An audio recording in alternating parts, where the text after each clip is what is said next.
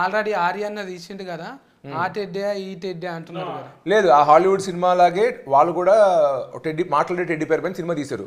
మేము కూడా అదే ఐడియా తీసుకున్నాం, ఒక మాట్లాడే టెడ్డీ బేర్ ఉంటే ఎలా ఉంటది, దానికి ఏం ప్రాబ్లమ్స్ రావచ్చు. రీమిక్స్ కాదు ఇది, రీమేక్ కాదు, రీమేక్ కాదు. Only idea is there, idea is from Hollywood and Tamil, but this is different proper dhamaka film, theatre blockbuster like that. ఇట్లా ఏదైనా బాడీలో లాంగ్వేజ్ వెరైటీగా ఏమైనా అడిగినా కూడా ఆయన ఫేవరెట్ వర్డ్ పన్నీర్ లాం బ్రో.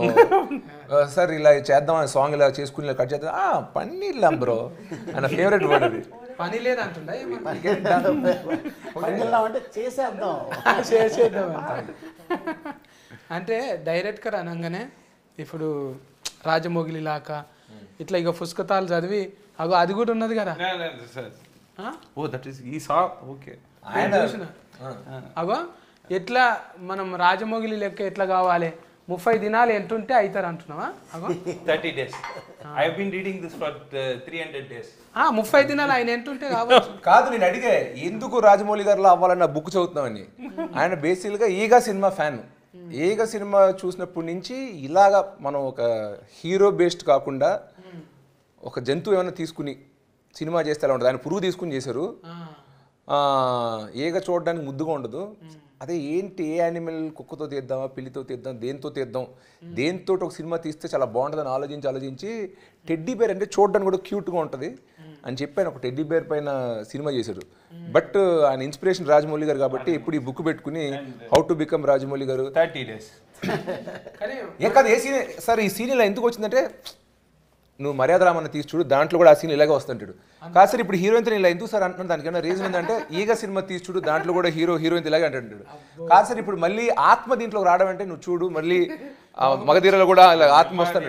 సో ఏదన్నా ఒక రాజమౌళి గారు రెఫరెన్స్ ఇస్తుంటారు. ఈ బుక్ తీసేసి మీరు ఓన్గా సినిమా తీయండి సార్, మీరు అనుకున్న స్టైల్లో తీయండి అంటే కానీ కాదు, నేను రాజమౌళి గారు ఫ్యాను, ఆయన టైప్లోనే తీద్దాం అనుకుని నేను ఫిక్స్ చేయడం. 30 days అవుతుంది. ఇప్పుడు కొన్ని రోజులు ఇంకా 2-3 నెలలు గడ్డానికి రంగు వేయలేము అనుకో, అచ్చం అట్లే కొడతావు. That's another 30 days. 5 నుంచి లోఫట్ దాకా అయ్యేటట్టుంది, లోఫట్కి వెళ్ళి అయ్యేటట్లేదు అది. అంటే ముందుగా మెంటల్లో దమాక్ కావాలి కదా, ఇంట్లో కూర్చోవాలి కదా. మెమరీ కార్డ్ మంచిగానే ఉందా మెమరీ కార్డ్? అయ్యో మామూలు మెమరీ కార్డు కాదండి, ఆయన కూడా చాలా సూపర్ సాఫ్ట్వేర్. తమిళనాడు అంటే గుర్తొస్తుంది కదా అన్న, వాళ్ళు ముందుగాల మన వాళ్ళు ఏమో ప్రోగ్రామ్ చెప్పినాక 8 o'clock వచ్చేయమ్మా నువ్వు రామనాయుడు RFC అంటే, లేదు సార్ జర చిన్న తొట్టెల దావుతుంది 10 గంటలకు రావచ్చా అని అంటారు మన వాళ్ళు. వాళ్ళు ఫని దయ్యం ఎట్లుంటుంది అంటే 7కు చెప్తే 6కే వచ్చి కూర్చుంటారు ఇట్లా కదా. అంతేగా గమనించినా రాత్రి 2 గంటల దాకా షూటింగ్ చేసినా కూడా మార్నింగ్ 7 o'clock లొకేషన్లో ఉండేవాడు ఆయన. నిజంగా మన తెలుగు యూనిట్స్ మామూలుగా 6 AM to 6 PM call sheet అంటారు. 7 వరకు లైటింగ్ సెటప్ వల్లే రారు, ఫస్ట్ జనరేటర్ కూడా రాడనమాట. మనం మామూలుగా షూటింగ్ స్టార్ట్ అయ్యి ఫస్ట్ షాట్ 9 o'clockకి ఫస్ట్ షాట్ తీస్తే ఆ రోజు గ్రాండ్ సక్సెస్, బాగా టైట్గా నడుస్తున్నట్టు. ఇక్కడ నిజంగా 6 to 6 కాల్ షీట్ అంటే నేను చెన్నైలో షూట్ చేసినప్పుడు 7 కల్లా లైటింగ్ సెటప్, నేను మేకప్ వేసుకుని రెడీగా వచ్చేస్తే 7:30కి ఫస్ట్ షాట్ తీస్తానంటున్నా.